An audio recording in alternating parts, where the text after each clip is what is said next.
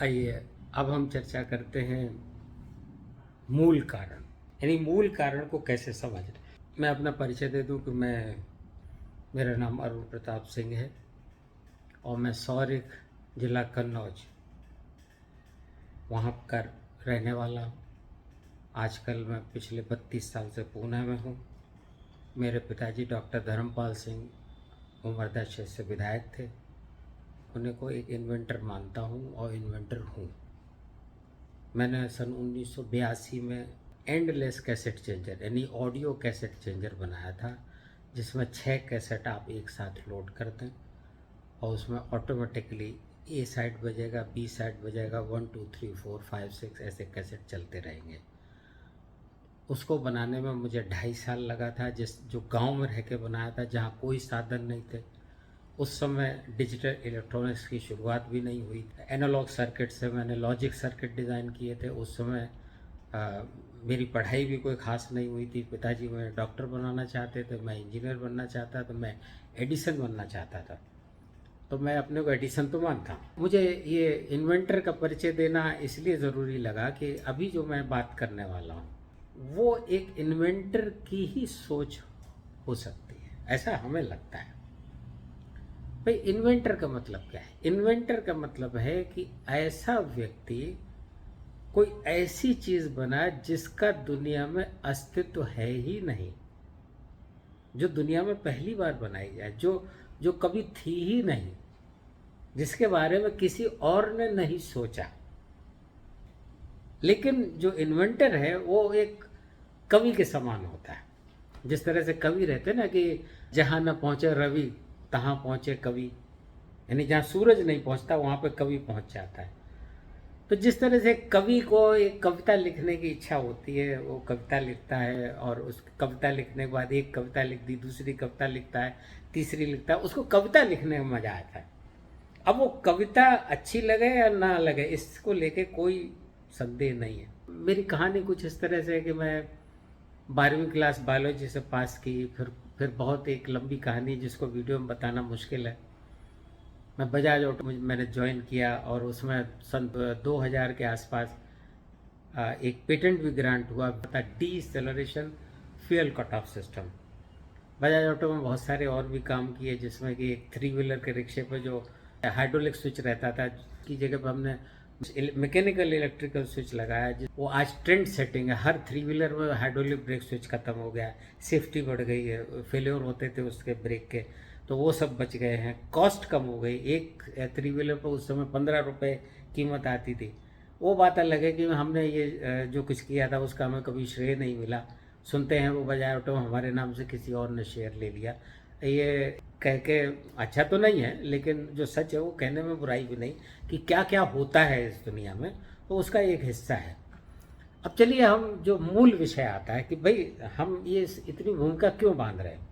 हम इसलिए भूमिका बांध रहे हैं कि मूल कारण क्या है। इसमें एक सच्ची घटना पर आधारित ये बात है, जिसमें हम किसी का नाम नहीं लेना चाहेंगे। हम ये भी नहीं बताएंगे कहाँ की घटना है, कई बार विवाद के विषय बन सकते हैं। तो एक बार मेरे पास एक फ़ोन आया, तो एक एम्प्लॉय जो है वो हमारा बहुत अच्छे दोस्त, मतलब हम सभी लोग दोस्त थे। हमारे साथ जो भी फ्लोर पर रहते थे, ऊंचा बड़ा छोटा बड़ा मेरे लिए कुछ भी नहीं था। सब हमारे मित्र थे, सब हमें प्रेम करते थे, सब हमें स्नेह देते थे। हमें तरह तरह के नाम भी दिए गए। किसी ने हमारा नाम दिया जादूगर, किसी ने हमारा नाम दिया सदाबहार सिंह, किसी ने हमारा नाम दिया ऑल पर्पज सिंह, किसी ने हमारा नाम दिया ऑल परफेक्ट सिंह, किसी ने नाम दिया मराठी में आपल्या प्यारा सिंह। तो ऐसे बहुत से मित्र लोग थे जिन्होंने हमें भिन्न भिन्न नामों से पुकारा। और ये जो नाम देना था उससे ये समझ में आता था कि उन लोगों के मन में हमारे बारे में क्या है, उनके मन में प्यार था। तो हम ऐसा मान के चलेंगे कि हम बहुत भाग्यशाली हैं। गांव में हमारे आसपास हमें एक भी जगह ऐसी याद नहीं आती जहां हमें प्यार नहीं मिला। अपार प्यार मिला। हमें लोगों ने बहुत पसंद किया, हम भी लोगों को बहुत पसंद करते थे। हर एक के साथ हमारा व्यवहार हमेशा मित्रवत रहता था। हमारा चाहे सबॉर्डिनेट हो, हमारा चाहे वर्कर हो, हमने कभी भी तू कह के बात नहीं की, आप कह के हम बोलते थे। हमारा उसमें एक सोच थी कि जिस प्रकार से स्त्री की शोभा आभूषणों से होती है, उसी प्रकार से एक इंसान की कीमत उसके वाक्यों से और शब्दों से होती है, उसके बर्ताव से होती है, उसके आपसी प्रेम व्यवहार से होती है। तो हम ऐसा मान के चलेंगे। ये कहना इसलिए आवश्यक है कि किसी भी व्यक्ति के लिए ये सारे गुण होना बहुत उपयोगी होता है। ये भी हम कहेंगे हमने अपने आप को बहुत कुछ बदला, हमने अपने को बहुत बदलने की कोशिश की और बहुत कुछ बदले, और उसके परिणाम में हमें बहुत प्रेम मिला, बहुत सुख मिला। आज भी कोई कमी नहीं। एक इन्वेंटर को वो नज़र होती है कि वो जमीन के अंदर जड़ों को भी देख सकता है, ये ध्यान रखिए, जो कोई नहीं देख सकता। जैसे कि हमने कवि के बारे में कहा था कि जहां पहुंचे ना रवि वहां पहुंचे कवि। इन्वेंटर भी ऐसा ही होता है। इन्वेंटर की जो सोच है, जो विचारों की शक्ति है, वो अद्भुत होती है। तो अब वापस आते हैं टॉपिक पे। हमें अचानक एक दिन एक फ़ोन आया, बोले सिंह साहब हमें आपसे एक बहुत ज़रूरी बात करनी है, मैं बहुत परेशान हूँ। तो हमने कहा बोलो क्या बात है। बोले नहीं, फ़ोन पे नहीं बता सकता, मिल के बात करनी है। हमारे मन में आया शायद ज़रूर कोई गंभीर बात है। तो हमने उनसे कहा तुरंत ठीक है मिलते। हम लोग मिले। मिलने पे बड़ी दिलचस्प बात थी कि उसने ये कहा कि मैं सुसाइड करना चाहता हूँ, मैं सुसाइड करना चाहता हूँ। तो कुछ सेकंड को तो हमें एक बड़ा एकदम शॉक लगा और एकदम हमें अंदर से बड़ी परेशानी हुई कि भाई ये क्या प्रॉब्लम है। संयोग की बात है कि उसने हमें चुना अपने दुख को शेयर करने के लिए, दुख बांटा हमारे साथ। तो हमने कहा कि ठीक है आप ये बताइए क्या प्रॉब्लम है आपको। तो बोले मुझे अपने बॉस से शिकायत है। क्या आप इमेजिन कर सकते हो ऐसा भी कोई बॉस हो सकता है जो आदमी सुसाइड करने के लिए तैयार हो जाए। पर ऐसा था, ऐसे लोग भी हैं इस दुनिया में। हमें भी बड़ा दुख हुआ। उसने बाकायदा हमें सब पूरी बात बताई। अब हमारे मन में एक ही विचार आया कि भाई इस बंदे को सुसाइड नहीं करने देंगे, तो फिर क्या करोगे। तो हमने कहा सबसे पहले तो विचार विमर्श करते हैं। विचार विमर्श से अगर समझ में आ जाती तो अच्छी बात है, नहीं तो फिर कोई दूसरा मेडिकल का कोई रास्ता देखेंगे। तो हमने उससे पूछा कि हमने कहा अच्छा ये बताओ क्या प्रॉब्लम है। बोले मुझे बॉस से तकलीफ है। क्या है कि बॉस मुझे इतना परेशान करता है, इतना परेशान करता है, गाली गलौज करता है। कैन यू इमेजिन, गाली गलौज करता है, गलत भाषा बोलता है, हड़काता है, हमें डराता है। और वो जो बंदा था वो कोई ज़्यादा उम्र वाला नहीं था, नौसिखिया भी नहीं था और बहुत ज़्यादा अनुभवी भी नहीं था, मतलब बहुत बड़ा उम्र वाला भी नहीं था। तो हमने उससे ये पूछा, हमने भाई देखो हम आपसे कुछ सवाल जवाब करेंगे और उन सवाल जवाब का आप दिल से उत्तर देना, ऐसा बिना सोचे उत्तर मत देना, गहराई से सोच के विचार करके उत्तर देना। तो हमने कहा कि ये बताइए कि क्या आपको बॉस से डर लगता है। बोले हाँ हमें बॉस से डर लगता है। तो हमने अच्छा चलो कल्पना करो शाम को कंपनी छूटी और छूट के आप कंपनी के गेट पर पहुंचे और कंपनी के गेट पर पहुंचने पे आपको वो आपका जो बॉस है वो सामने खड़ा मिला और उसी समय आपके किसी दोस्त ने बताया कि ये आदमी ने कंपनी छोड़ दी है, यानी कि वो अब बॉस नहीं है। अभी आप समझिए, अब वो बॉस नहीं है, इसका मतलब क्या अब आप उससे डरोगे। तो जैसे ही हमने पूछा कि भाई आप बताओ, आपको जब ये पता लग गया कि अब वो बॉस नहीं है, क्या आप डरोगे। तो बोला कि अरे अब क्यों डरेंगे। तो हमने आपसे क्या पूछा था कि आपको बॉस से डर लगता है। तो आपने कहा था हाँ, और अब आप कह रहे हो कि नहीं, तो बॉस तो वही था ना। तो बोला कि अरे सिंह साहब आप बात घुमा रहे हो, हमारी समझ में ये बातें नहीं आ रही। हमें नहीं, आपको समझाने के लिए हम सवाल कर रहे हैं। अब हमने उनसे पूछा कि भाई आप ये बताओ बॉस क्या कर सकता है। भाई आपको बॉस क्या कर सकता है। ज़्यादा से ज़्यादा आपको निकलवा सकता है, निकाल तो नहीं सकता, निकलवा सकता है, निकालने का अधिकार उसको नहीं है। चलिए आपको माना है, चलो निकाल दिया, अब क्या हुआ, आपकी नौकरी खत्म हो गई। तो क्या आप जिस कंपनी में काम करें क्या वही संसार में एक ही कंपनी है? पहला सवाल, क्या एक ही कंपनी है जहां आप काम कर सकते हो? दूसरी बात, कंपनी से निकालने से क्या हुआ ये सोचो आप। कंपनी से निकाला, क्या हुआ? आपकी जो घर चलाने के लिए जो आर्थिक क्षमता थी वो समाप्त हो गई, यानी पैसा आना बंद हो गया। तो अब आप देखिए इस सारी कहानी में रूट कॉज क्या है, मूल कारण क्या है? आर्थिक। पैसा बंद हो जाएगा इसलिए आप बॉस से डरते हो, पैसा बंद हो जाएगा, नौकरी चली जाएगी, नौकरी चले जाने से आपका पैसा आना बंद हो जाएगा, इस कारण आप बॉस से डरते हो, न कि सचमुच आप बॉस से डरते। क्यों? जब आपको पता लगा कि वो तो आदमी कंपनी छोड़ गया तो आपका भय खत्म हो गया, इसका मतलब आपको उससे नहीं डर लग रहा था। मूल कारण क्या था? मूल कारण था पैसा आना बंद हो जाएगा, इसलिए आपको उससे डर लग रहा था। तो अब तमाम सारे मौके थे। ये कंपनी छूटने के बाद हो सकता था आपके कुछ महीने तकलीफ में जाते, दूसरी कंपनी में नौकरी मिल सकती, तीसरी कंपनी में मिल सकती, घर पे आप कुछ छोटा मोटा धंधा कर सकते हो। वहाँ पे तो लोग कुछ भी घरेलू काम करते हैं और पैसा कमाते हैं। आप उनकी पत्नी कर सकती हैं और खुद मिलकर कर, दोनों लोग मिलकर कर सकते हैं। परिवार के किसी सदस्य के साथ मिलकर, दोस्त के साथ मिलकर कोई भी बिजनेस, कोई भी उपाय आर्थिक उन्नति का कर सकते हैं, आर्थिक साधन को पूरा करने के लिए कर सकते हैं। तो देखिए रूट कॉज, ये रूट कॉज जानना बहुत आवश्यक है। जब भी आप किसी समस्या में जाएं तो रूट कॉज को समझें। अब जैसे इसको थोड़ा और समझाने के लिए आपको बात करते हैं। आप सबने कहा कि भाई देखो भोजन बनाना है, क्या क्या चाहिए आपको? तो अधिकांश लोग कहेंगे अरे भाई वो बर्तन चाहिए, चूल्हा चाहिए और ये चाहिए वो चाहिए। लेकिन सबसे इम्पोर्टेंट क्या है? आपके बर्तन हो गए, सब कुछ है, लेकिन वो चीज़ एक ऐसी जिसके बिना भोजन बनेगा ही नहीं, वो क्या है? तो लोग बोलेंगे चूल्हा बहुत इम्पोर्टेंट है।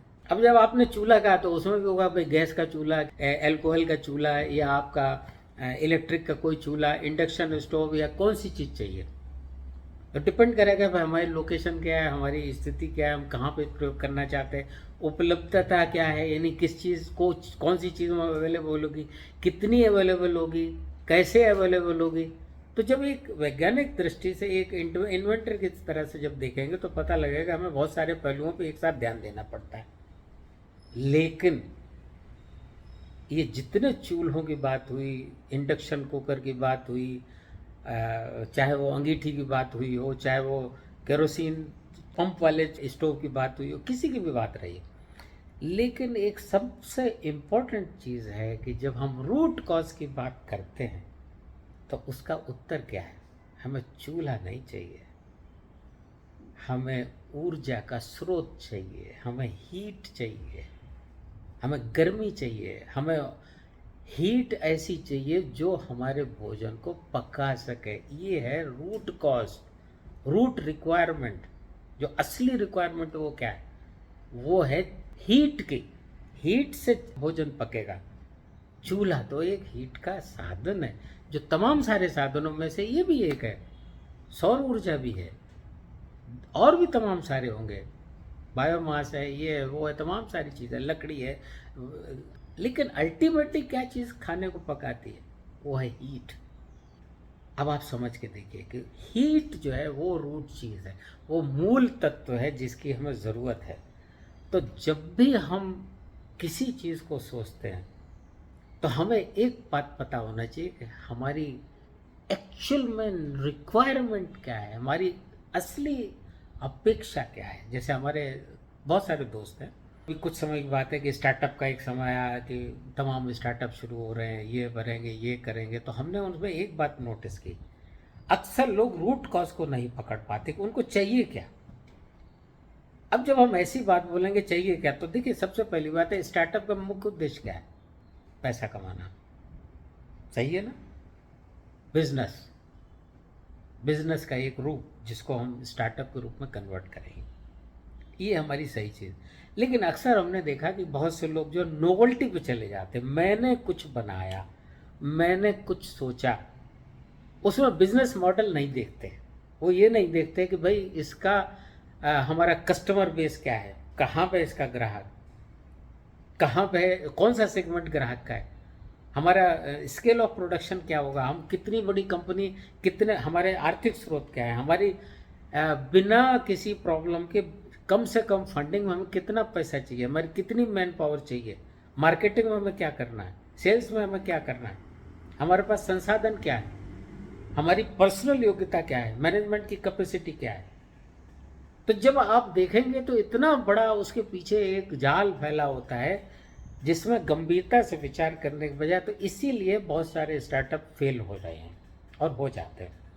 हमारे पहचान में भी बहुत से लोग ऐसी गलतियां कर रहे हैं जो रूट कॉज को नहीं समझ पाते। उनको मेरा बच्चा मतलब मैंने ये सोचा, मैं इतनी बढ़िया चीज़ सोची, अभी वो आप अपने मन में जब सोच रहे हो आपको तो अपना बच्चा अच्छा लगेगा, लेकिन सचमुच बच्चा अच्छा है नहीं चला ये तो स्कूल वाले बताएंगे ना, या कोई दूसरा बताएगा जो जो आपके बच्चे से इंटरेक्ट करे, जो आपके बच्चे के बारे में जिसको अनुभव हो, ज्ञान हो। आपको तो अपना बच्चा अच्छा लगेगा ना। लेकिन सच क्या है? सच ये है कि आपको इतना ज़्यादा मेरा शब्द पे नहीं जाना है। आप ये निष्पक्ष रूप से देखिए, आपका बच्चा तो है, लेकिन आपके बच्चे की योग्यता, आपके बच्चे की क्षमता, उसका आईक्यू, आपके उसके इंटेलिजेंस, उसका स्वास्थ्य, उसके समझने की ताकत, उसके सीखने की ताकत, आप ब्रॉटअप करने के लिए उसको कितना समय दे सकते हैं, परिवार के लोग में कौन उसका देख रेख कर सकते हैं, कौन। तो देखिए ये चीज़ बिल्कुल ऐसे जिसको हम अक्सर ऐसे कहते हैं कि इन्वेंटर जो है 360 डिग्री में सोचता है। थोड़ा ध्यान दीजिए, 360 डिग्री में इन्वेंटर सोचता है, इसीलिए वो इन्वेंशन कर पाता है। 360 डिग्री कैसे? जैसे एक बॉल के ऊपर चारों तरफ से तमाम सारा एटमॉस्फेरिक प्रेशर, वातावरण का जो दबाव है, वो चारों दिशाओं से, सभी दिशाओं से, चारों छोड़ दीजिए, पूरे बॉल के 360 डिग्री राउंड सरफेस पे उसका एटमॉस्फेरिक प्रेशर एक्ट करता है। तो जब भी आप कोई नया व्यवसाय, नई कोई चीज़ बनाते हैं, तो बनाने से पहले हम हमेशा अपने सहयोगी से कहा करते थे कि 80% सोचा करो, 20% काम किया करो। अब 80% सोचने का मतलब है कि हमने सोचते समय ही 360 डिग्री में सारी बातें सोच ली। ये प्रोडक्ट जहाँ चलेगा वहाँ जाने पे क्या होगा, सर्विसिंग में जाएगा तो क्या होगा, कंज्यूमर के हाथ में जाएगा तो कंज्यूमर क्या होगा, कंज्यूमर के हाथ में आपने एक साइकिल ले दी, कौन कौन उसको चलाएगा, बच्चा भी चलाएगा, बड़ा भी चलाएगा, कोई भी हो सकता है, लेडीज़ भी हो सकती है। अब आपने देखा कि ये सेल्स के लिए जाएगा, सेल्स में क्या दिक्कत होगी, सर्विसिंग में क्या प्रॉब्लम होगी, उसको खोल के रिपेयर करने में क्या दिक्कत होगी, कौन सा कंपोनेंट इजीली अप्रोचेबल होगा, कौन सी चीज़ जल्दी ख़राब होगी जिसको खोलने के लिए। ऐसा नहीं होना चाहिए कि आपको केवल जैसे स्कूटर में आइडल आरपीएम सेट करने के लिए और आपको कम से कम आधा घंटे में उसके पैनल निकाल कर तब आप आइडल स्पीड सेट करते हो, तो सर्विसिंग कैसे होगी? तो पता लगा आप सुबह से लेकर शाम तक आधा घंटा एक मामूली सी प्रॉब्लम के लिए आप दे रहे हो। तो ये सारी चीज़ें 360 डिग्री में सोचने की जरूरत है। भाई हम कहाँ तक जा सकते हैं? मैन्युफैक्चरिंग में आए तो इसकी डाई बनेगी, इसका मोल्ड बनेगा, इस पर फिनिश की बात आएगी, इसकी पेंटिंग की बात आएगी, इसकी हैंडलिंग की बात आएगी, ट्रांसपोर्टेशन की बात आएगी, स्टोर्स में जाने की बात आएगी। अरे कितना वहाँ पे गलत तरीके से कंज्यूमर यूज़ करेगा, इन्फीरियर ऑयल डालेगा, इन्फीरियर चीज़ें। पता नहीं इस इंजन, अगर मान लीजिए हमने एक व्हीकल बेची, चलिए कल्पना करते हो, तो उसमें किस तरह का ऑयल डाले जाएंगे, गांव में पहुंचा तो क्या होगा, खेत में पहुंचा तो क्या होगा। बहुत सारी चीज़ें इस संसार में चलते फिरते हम लोगों को ऑब्जर्व करनी चाहिए। Behaviour, human behaviour, user centric, तो जब भी कोई चीज़ बनाते हैं तो यूज़र सेंट्रिक होना चाहिए। यूज़र सेंट्रिक का मतलब हो गया कि भाई हमें अपने कौन सा हमारा सेगमेंट ग्राहक का है, वो ग्राहक को सुविधाजनक तरीके से हम उसको उपयोग में कैसे लाने दें। यूज़र सेंट्रिक चीज़ होना चाहिए। तो जब भी कोई कल्पना की जाए तो उसमें 360 डिग्री में सोचना चाहिए। उसको लेके जितना हमारे जो जितनी सोच है, जितनी चीज़ों की आवश्यकता है, जितने रिसोर्सेज चाहिए, उनके पास हमारे पास सुविधा है या नहीं है, ये हमें पता होना चाहिए। और जब हम उसकी तैयारी करें तो सबसे बड़ी इंपॉर्टेंट चीज़ फाइनेंस। तो वहाँ हम हमेशा एक राउंड फिगर में बात करें, जो कि सभी लोग करते हैं, हम ही नहीं करते। भाई अगर आपको ये लग रहा है कि हमारी 100 रुपये की लागत आने वाली है, तो हम हमेशा कहेंगे भैया कम से कम 150 की सोचो, 130 रुपये की सोचो। कि आपके पास जेब में अगर 100 रुपये की आप कंपनी अगर समझ रहे हो, तो 130 रुपये, 150 रुपये आपकी जेब में होना चाहिए। क्यों? न जाने कितनी चीज़ें ऐसी होती हैं, आप कितना भी सोच लो, कितना भी समझ लो, हिडन होती है। जो चीज़ बनने के बाद बहुत सारी चीज़ें सामने आती हैं। 100% परफेक्ट चीज़ पहली बार में दुनिया में कोई नहीं बना सकता। इम्प्रूवमेंट होते रहेंगे, स्टेप बाय स्टेप होते रहेंगे, एक के बाद दो, दो के बाद तीन, तीन के बाद चार। आप इतिहास उठा के देखो ना, जब पहली कार आई थी वो कैसी थी, पहली ट्रेन जब पहली आई थी वो कैसी थी, और आज कैसी? क्या ये एक दिन का परिणाम है? नहीं, कंटिन्यूस इम्प्रूवमेंट।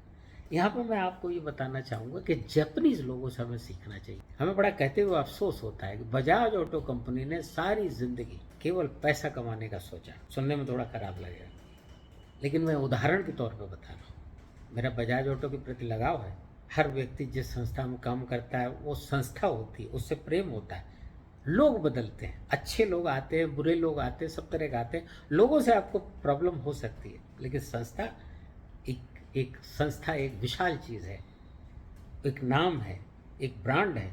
हमें अभी भी याद आता है कि बुलंद भारत की बुलंद तस्वीर, हमारा बजाज, बहुत सुंदर चीज़, आज भी हम नहीं भूलते, अद्भुत। लेकिन वहाँ हमने देखा कि इनोवेशन के लिए नहीं था। तो आज क्या देखा आपने? स्कूटर ख़त्म हो गया, 100 सीसी की मोटरसाइकिल खत्म हो गई, 125 सीसी की मोटरसाइकिल ख़त्म हो गई। बाद में क्या हुआ? लीडर कोई और बन गया। तो हमें ये ध्यान रखना चाहिए, continuous improvement, up to the mark, market के साथ चलिए। ये जापानीज लोगों की विशेषता। बजाज जब भी कुछ परिवर्तन किया तो कभी ब्लिंकर बदल दिए, कभी कोई उसके ऊपर कोई नोज लगा दी, कहीं वो, यानी कॉस्मेटिक चेंजेस इतने माइनर। ठीक है, वो उस जमाने में भी लोग खुश होकर लेते थे। अभी बजाज ऑटो का कमाल नहीं था, ये पीएचओ का कमाल था। वो डिज़ाइन किसकी थी? बजाज ऑटो की नहीं थी, वो डिज़ाइन पीएचईओ की थी। वो पीएचईओ की इंजीनियरिंग थी, जिसकी वजह से बजाज ने इतने साल कमाया, इतना नाम हुआ। बजाज कॉपी कैट, उन्होंने कभी कोई अच्छा नाम काम नहीं किया। अभी जो कर रहे होंगे उस पर हम ज़्यादा कमेंट नहीं कर सकते, क्योंकि बजाज छोड़ चुके हैं। लेकिन कॉपी कैट, तो हमारा कहना, कॉपी कैट में भी जापानीज लोगों ने भी ऐसे ही शुरू किया था, लेकिन उन्होंने कितनी दुनिया पर कब्जा किया।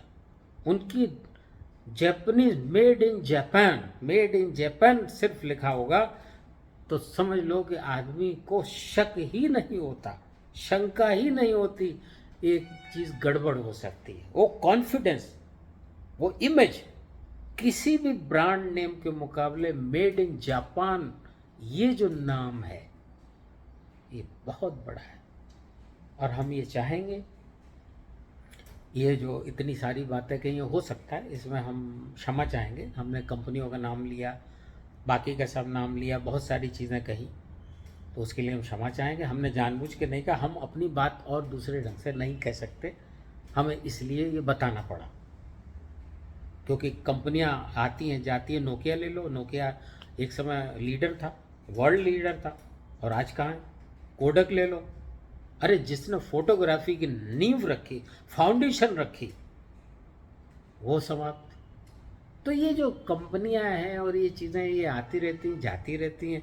क्यों जाती रहती हैं, क्यों आती रहती, वो विचार करने की बात है। रूट कॉज क्या है वो समझिए, रूट कॉज क्या है, बार बार पूछिए, what is the root cause. ठीक इसी प्रकार से रूट रिक्वायरमेंट। अभी कॉज, जब हम प्रोडक्ट बनाएंगे तो हमें यूजर एंड की बात सोचनी, what is the requirement, what is the root cause for that requirement. Root cause क्या है, उसको क्यों चाहिए। अभी हमने कहा भाई उसको टू व्हीलर चाहिए, क्यों चाहिए, अरे भाई आने जाने के लिए चाहिए। रूट कॉज क्या है, आने जाने का साधन। अभी वो स्कूटर और कार नहीं है, मोटरसाइकिल नहीं, कोई भी चीज़ लो, रूट कॉज। अगर कोई ऐसा तरीका है कि वो हवा में उड़ के जा सकता, चलेगा।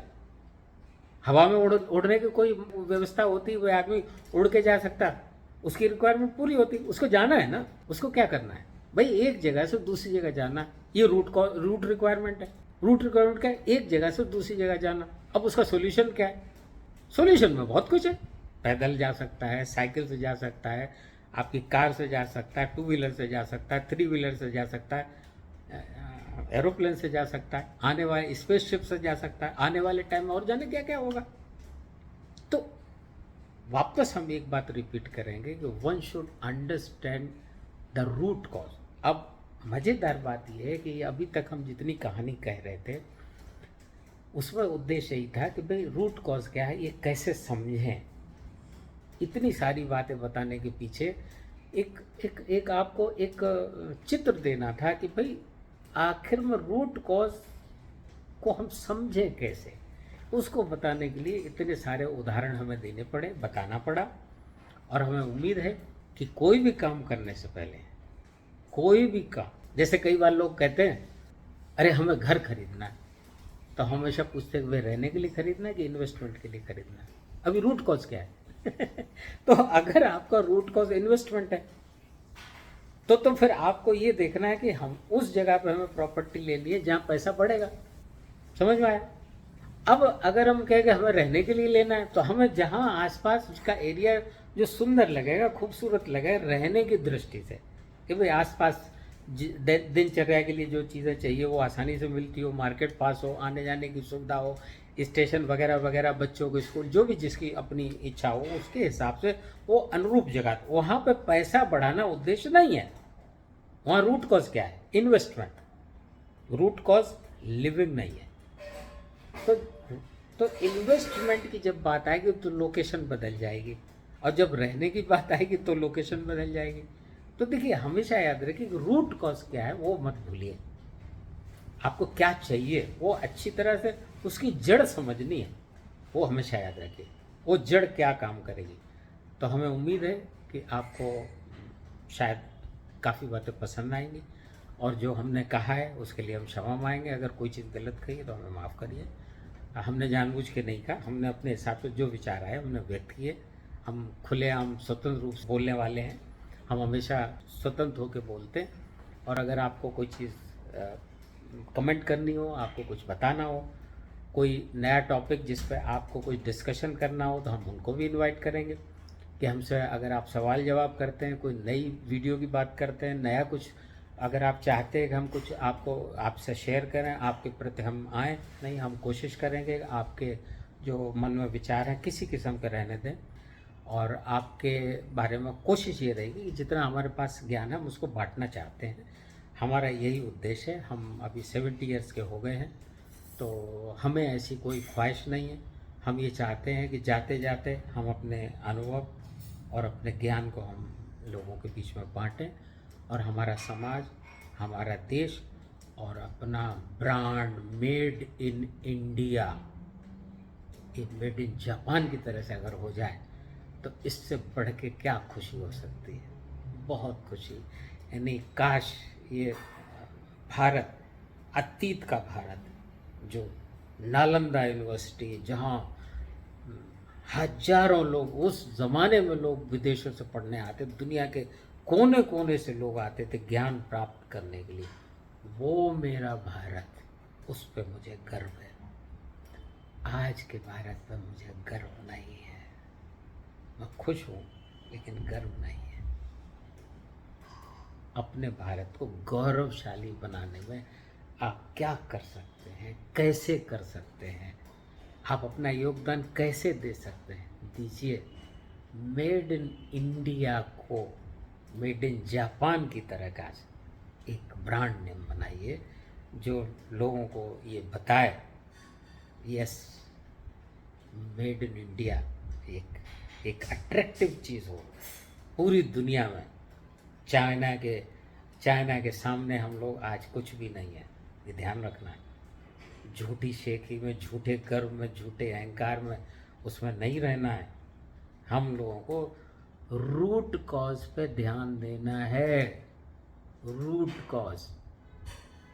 रूट कॉज याद रखिए, रूट कॉज उसको समझिए, रूट कॉज ही मदद करेगा